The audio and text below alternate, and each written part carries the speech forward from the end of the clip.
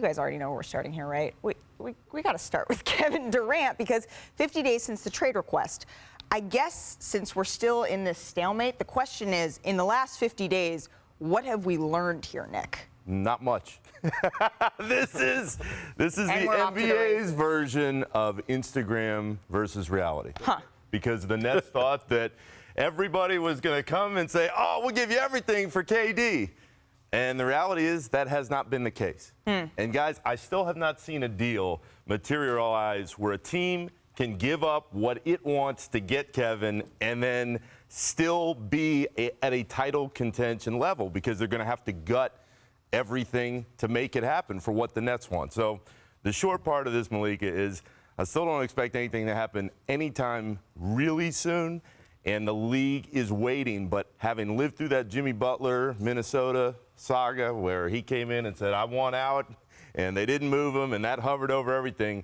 Biggest question I have, having watched this team and been around him for months, what is Kevin going to do when it comes time to report to media day and training camp and go, all right, am I going to play, or am I going to sit and say, wait, I want to be out of here and I want to get moved? Well, and you were around him in Golden State, as were you, Mark, and you know that maybe more than anyone in the league right now, Kevin Durant just loves to play basketball. Do you have any insight into this, what we might see coming up here, Mark?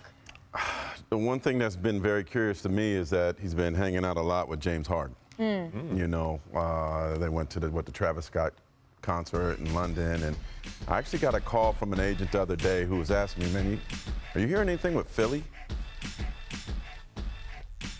I don't know what potential deal could be made. What? I just don't think that. But I think that them being buddies again, hanging out, spending time together again is certainly making people.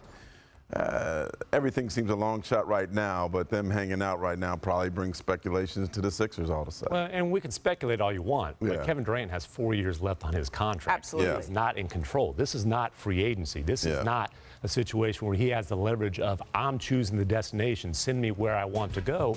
And obviously, Sean Marks, the Brooklyn Nets, are setting a high bar for what it's going to take to get Kevin Durant. And I think if you're looking at Eastern Conference powers that are in position to acquire him, we've got to look at the Boston Celtics. If they're willing to put Jaylen Brown as the centerpiece of a package, that's very tough to beat. There's not a player in Philadelphia, that age, that proven of a performer, that I think the Sixers can trump a Jaylen Brown-led package.